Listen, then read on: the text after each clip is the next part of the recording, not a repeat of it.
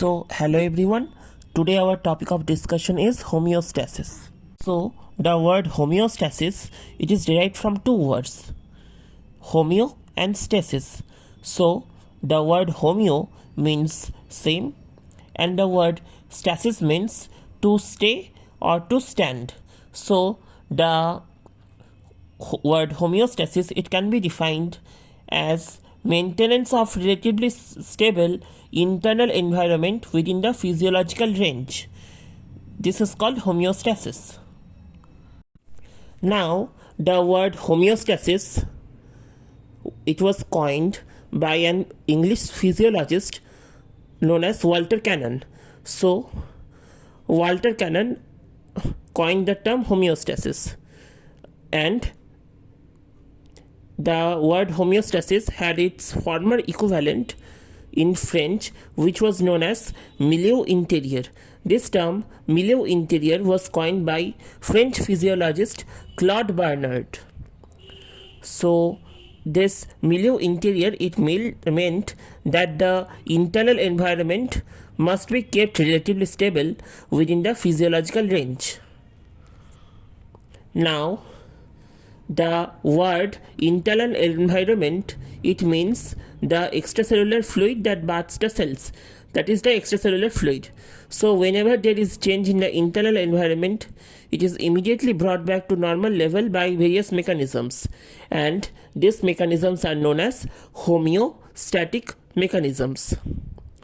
For example, while we exercise, during exercise there will be a change in the cardiac output, that is change in the blood volume, change in the electrolytic compositions.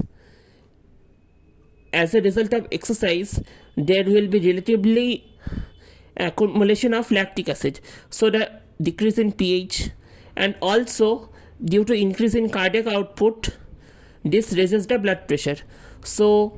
This increase in the blood pressure, decrease in the pH, increase in the blood volume, all of these parameters, these are brought back to normal levels by different homeostatic mechanism. This is the role of homeostasis in our body. Basically, homeostasis is something which tries to maintain the body parameters to their normal positions. If there is an increase, it tries to decrease the levels, and if it decreases, it tries to increase. That means it is like a balance, bringing the body in balance. Next, we discuss about the importance of homeostasis. Why this process of homeostasis is important for the body. The process homeostasis, it forms the basis of all physiology. Basically, all of the physiological functions of the body, they are mainly maintained due to homeostasis. The main function of all the physiological body functions are homeostasis. It forms the physiological basis of all the functions. Second, the homeostasis is essential for the optimal activity and survival of cells. Now, if there is survival of cells and optimal activity of the cells, these cells together, they constitute tissues and organs. The homeostasis is also essential for the optimal activity of the organ and the systems. Suppose the heart suffers from cardiac failure, the cardiac output is less. If the cardiac output is less, the body tries to counteract this by maintaining, increasing the ventricular musculature or increase in the ventricular size, which is called ventricular hypertrophy. To maintain the oxygenation or to maintain the body function, a homeostatic mechanism, which is ventricular hypertrophy, it is meted out. Next, the process of homeostasis, it helps in the diagnosis and treatment of disease. Suppose we can treat any disease. Suppose the blood pressure has risen suddenly. Now, if normal homeostasis works, then the blood pressure would have been to normal conditions. But in abnormal conditions or in pathological condition, suppose the homeostatic mechanism is not working properly, so the blood pressure does not come to a normal range, rather it stays at a higher range. So we can predict that there is some sort of pathology in our body. And next, disruptions in the homeostasis can cause disease or death. So homeostasis always, it is essential for the body. It tries to maintain constancy in the body. Now if this homeostasis mechanism is inhibited or it is disrupted, it may lead to tissue necrosis or death, or it may lead to any sort of pathological condition. Now about the body systems that take part in homeostasis. So the two most important systems concerned with homeostasis are the nervous system and the chemical system. So nervous system, it corrects the deviation rapidly and brings it to normalcy. But the chemical system, it takes a long time for the correction of the deviation from normal. So both the nervous and the chemical system, they maintain homeostasis by influencing all the other body systems. Now the following body systems, they participate in the homeostasis. One is the circulatory system, digestive system, respiratory system, urinary system, musculoskeletal system, integumentary system, immune system, nervous system, and the endocrine system. Now one or several of the above systems may participate in a particular homeostatic mechanism. For example, we take example of acid-base balance. So in acid-base balance, more than one system is involved. The respiratory system, the renal system, the blood, and also the digestive system, they are involved. Now about the components of a homeostatic system. So to maintain homeostasis, we need a system. So the homeostatic system, it is a self-regulating mechanism that occurs in a cyclical pattern. As shown in the figure, we can see a typical homeostatic system. So the components are, first of all, it has a sensor. So sensors recognize any deviation from normal level of a physiological parameter and feed it to the control center. Now the control center receives the information about variation in the physiological parameters from the sensor and they activate the effector. Now this effector receives the information from the control center and corrects the deviation. Now the nervous system corrects the deviation rapidly, while the chemical system, it takes a long time for correction. So as in the diagram you can see, normally the signal comes to the sensor. Now the sensor recognizes any deviation from the normal level. If any deviation is detected by the sensor, then it gives information to the control center. Now this control center activates the effector. The effector mediates out any correction and brings this to normal. But again, if the normal conditions are altered leading to deviation, then these deviations again, they stimulate the sensor. And likewise, the homeostatic mechanism occurs in a cyclical pattern. Now about the homeostatic regulatory mechanisms. So the homeostatic mechanism in the body, it is responsible for maintaining the normalcy of various body systems. If there is any change in the behavioral pattern of any system, so this will be detected by the sensors and the effectors will mediate to bring the normalcy by inhibiting or by reversing the change or by supporting and accelerating the change. Now based on whether it will inhibit or whether it will accelerate the change, there are certain control mechanisms. Now these control systems can be achieved by feedback system and feed forward mechanism. So feedback system. The feedback systems, there are certain processes in which the output part of the signal it is fed back again to the input signal, and so this output signal or the signal to the effector, it is again given to the sensor, and based on this the final response is given by the effector. Now this is either opposite or in the same direction of that of the stimulus, means suppose certain parameter it has risen in the body. Now this signal that certain parameter has risen in the body, this signal is given to the sensor, and then the signal is given to the control center. Now either there will be a signal that the given parameter must be raised in the body, or there must be a signal whether the given parameter it must be decreased. So based on the information whether the parameter should be increased or decreased, there are two feedback systems. One is the positive feedback and one is the negative feedback.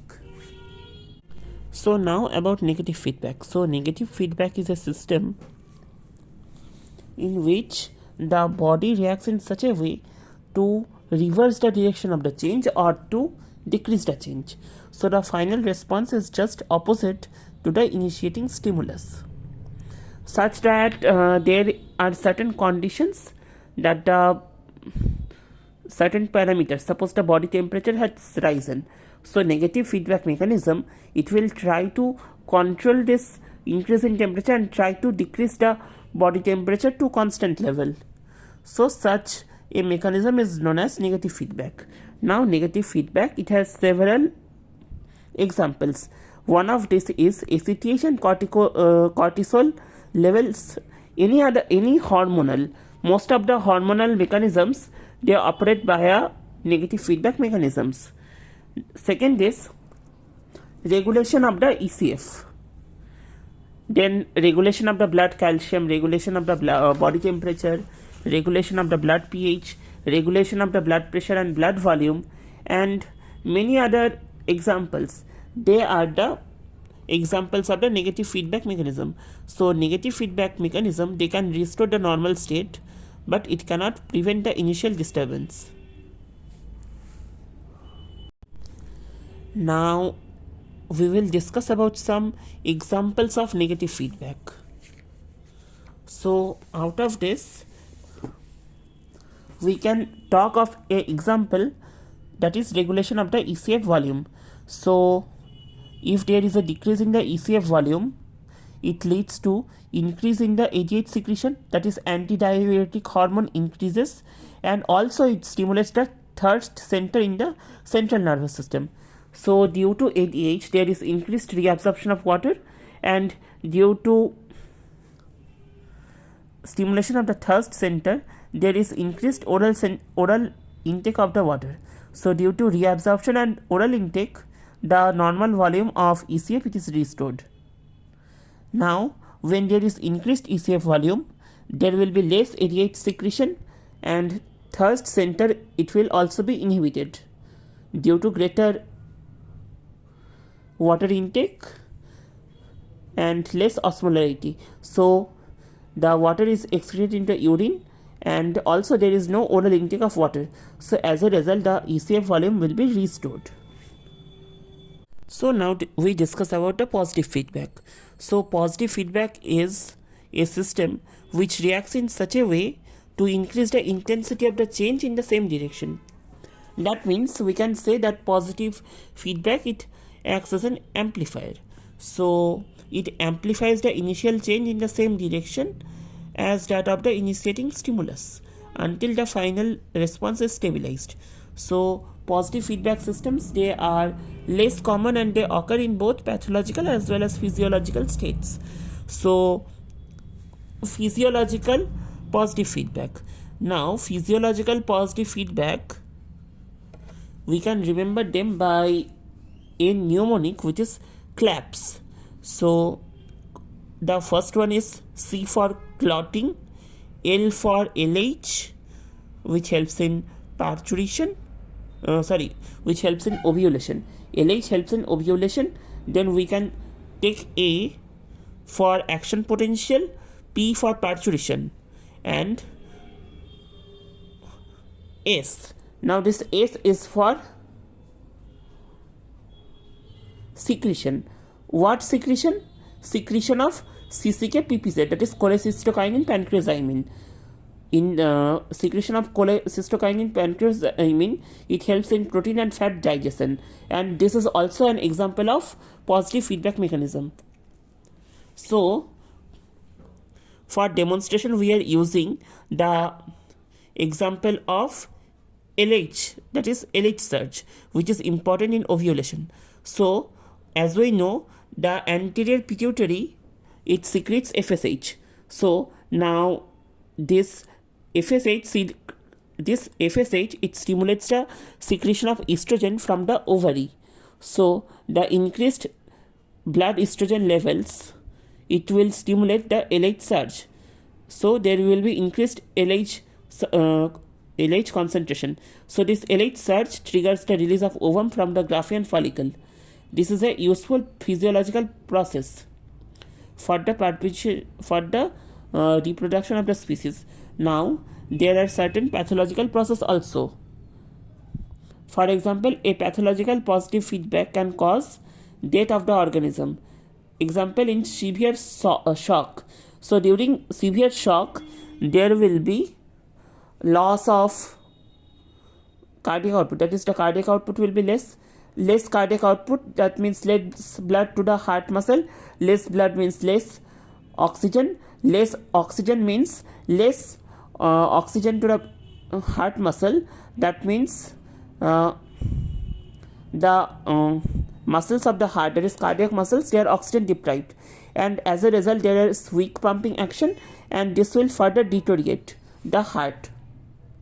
So positive feedback is not always good. It is good in certain physiological conditions, but it can also be devastating in case of pathological condition.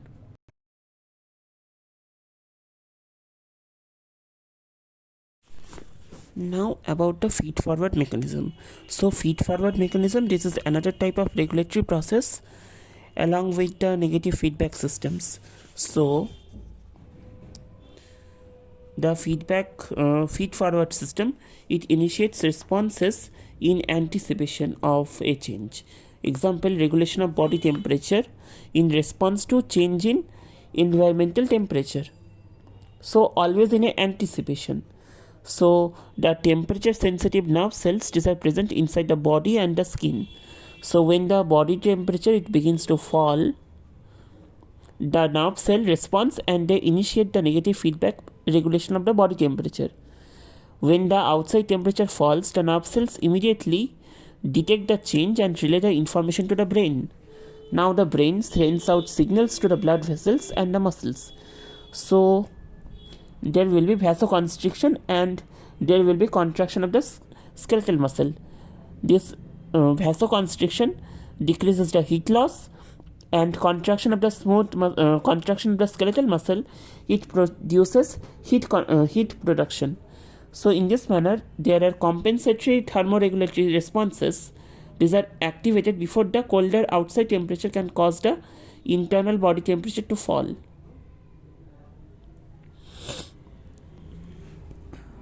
Now about the importance of the homeostasis. So when the body homeostasis is disturbed due to failure of homeostatic mechanisms, there is development of a disease. So what is disease? Disease is any pathological process in which a part or whole of the body is not performing normally. So homeostatic mechanisms, this may fail due to congenital or some metabolic disorders, due to aging of the organism, due to certain environmental factors like chemical pollutions or certain sort of radiation such as UV radiation, and also due to abnormal number and also abnormal type of chromosomes.